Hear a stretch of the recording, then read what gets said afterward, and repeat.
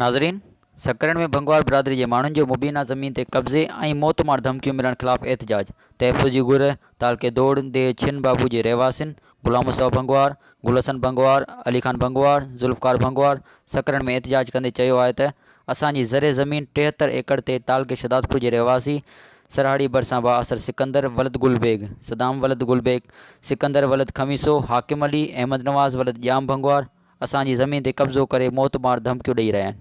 जॾहिं त कोटड़ी जो रहवासी सिद्दीक़ वलद महमूद भंगवार हिन जी पुठभराई करे रहियो आहे। हिननि इल्ज़ाम हणंदे चयो आहे त वधीक तफ़सील ॾिसंदा हिन रिपोर्ट में। SMC न्यूज़ रिपोर्ट कुर्बान उमरानी।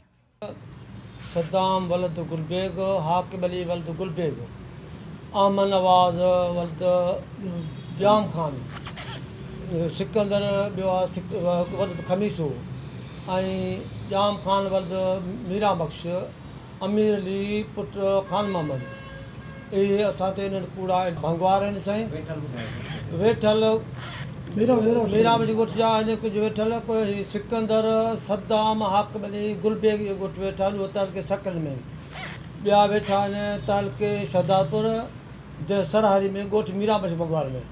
इन्हनि असांजी ज़मीन ते नाजाइज़ 73 एकड़ ते कब्ज़ो कयो आहे ऐं हिकु ॾींहुं माना 31/5/2020 ते शाम जो 7 बजे ॿ ॼणा ॿ भाइर असां ते कार ते अची कार ते चढ़ी आया। अॻे नकाब पहिरियल पोइ अची मका बका लाथो, अचे मां फिलाणो आहियां, मां फिलाणो आहियां, 3 करोड़ असांखे ॾियो न त तव्हांखे मारींदासूं ऐं 73 एकड़ ज़मीन तव्हांखे न ॾींदा। उन्हनि बट बि हया मुंहिंजे भाइटे खे ज़ुल्फ़कार वलद शफ़ी मोहम्मद। पोइ असां हुनखे ख़ुदा जा नाला विधा, असां हुनखे मिनतूं करे हुनजी जान छॾाईसीं। 5000 रुपया बि हुनजे खीसे मां खणी फ़रार थिया। चई हाणे तव्हांखे असां ॾिसी रहंदासीं, 3 करोड़ न ॾींदो त तव्हांखे जान सां मारे छॾींदासीं ऐं कूड़ा केस तव्हां ते करे तव्हांखे ख़तमु तबाह ऐं बर्बादु करे छॾींदासीं। उन खां अलावा हिन जो पंहिंजे माइटनि सां झगड़ो 2015 में त किरड़ ऐं सिकंदर वारनि जो, जंहिंमें सिकंदर जो भाउ मारिजी वियो। असांजो किरड़ वारनि सां या इन्हनि भंगवारनि सां को तालुकात ई न आहे, न की असांजी बिरादरी आहे। हू हुननि सिकंदर वारनि कूड़ इल्ज़ाम हणी हू चवंदा गुलाम मुस्तफ़ा ऐं ॿियनि जा इहे किरड़ वारा मामाणा आहिनि। न सही, असांजा मामाणा आहिनि न इन्हनि सां असांजो को वास्तो बि आहे।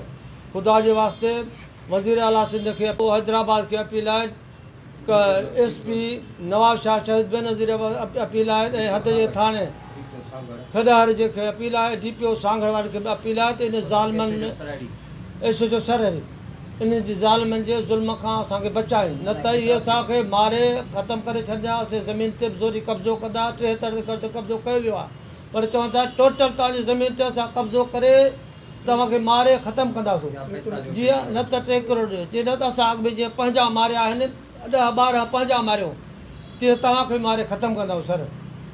हीअ टपाली रोड आहे जेको नवाब शाह खां सरहारी वञे थो, भगल मोरी सर्बिया इन जे घर मोरी जे भरिसां इन जा घर आहिनि। हीअ चवनि था हितां तव्हां गुज़रंदो तव्हांखे बिल्कुलु जान खां मारे छॾींदासीं, हितां न अचो, शहर ॿाहिरि वञण तव्हांजो बंदि आहे। ॿुधे सर, ऐं कूड़ ख़ुदा खे मुंहिंजे ख़ुदा जे वास्ते वज़ीर आला वस वारनि सभिनी खे असांखे गुज़ारिश आहे त हिन ज़ालिमनि खां असांजी जान छॾाई वञे। ॿुधे सर।